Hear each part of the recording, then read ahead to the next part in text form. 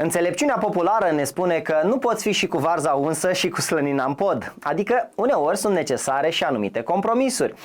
Atunci când îi spui cuiva că e varză sau a făcut-o de varză, Ești varză! are mai mult sens peiorativ și denigrator, însă varza este un aliment cu foarte multe beneficii pe care ți le voi prezenta în acest video. Conține antioxidanți, vitamine, minerale, fibre, scade inflamația și riscul bolilor cardiovasculare, diabet sau cancer. Sunt Cezar, un cardiolog nonconformist, pasionat de prevenție și te ajut să înțelegi cât de importantă este alimentația diversificată. Nimic nu este bun sau rău în sine, ci contează cantitatea, calitatea, frecvența și contextul. De aceea îți voi prezenta nu doar beneficiile, dar și dezavantajele consumului exagerat de varză.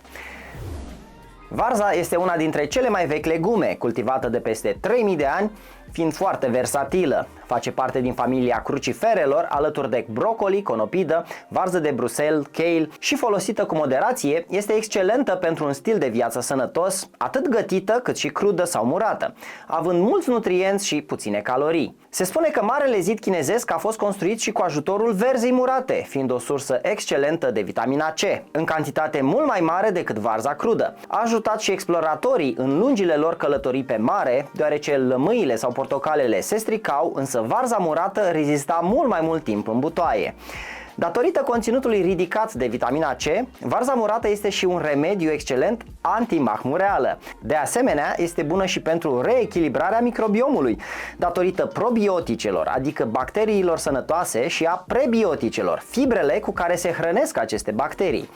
Este o sursă bună de antioxidanți, precum sulforafanul, ce ne ajută în lupta cu stresul oxidativ și radicalii liberi, având rol semnificativ în prevenția anumitor tipuri de cancer. Ajută în scăderea inflamației și astfel a riscului bolilor cardiovasculare, diabet sau Alzheimer.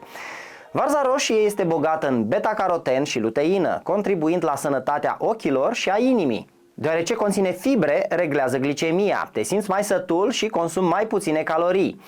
Sucul de varză poate ajuta și în problemele intestinale. Conține vitaminele K1 și K2. K1 asigură o coagulare sănătoasă a sângelui, prevenind sângerările excesive și vânătăile atunci când vasele de sânge sunt friabile. Iar din acest motiv, persoanele cu tratament anticoagulant ar trebui să fie mai precaute. Iar vitamina K2 ajută la scăderea depunerilor de calciu pe artere.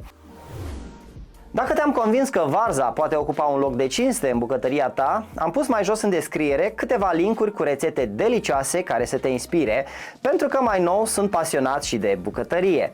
Dacă îți plac și consideri utile aceste materiale realizate și cu sprijinul lui Cosmin, videograful talentat de la Coolgraphy, arată-ți recunoștința printr-un like și transmite lumina cunoașterii mai departe printr-un share. Îți mulțumesc astfel pentru că susții proiectul educațional. Acum, hai să vedem și care sunt dezavantajele consumului excesiv de varză. Conține cantități semnificative de rafinoză, o trizaharidă compusă din galactoză, glucoză și fructoză, ce nu poate fi digerată și este fermentată de către bacteriile de la nivelul colonului, producând flatulență și disconfort abdominal.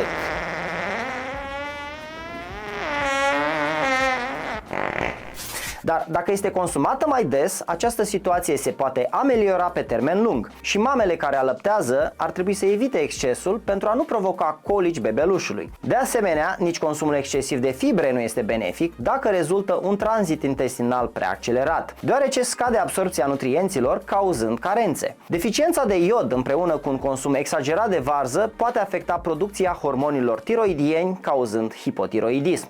Cei care sunt alergici la conopidă sau brocoli pot manifesta alergii și la varză.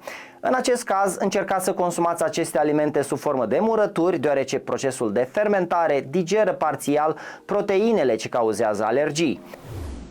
Deoarece varza crescută pe scară industrială ar putea conține și pesticide sau alte substanțe chimice dăunătoare, vă recomand consumul din surse ecologice, de la producători care respectă și sănătatea consumatorilor.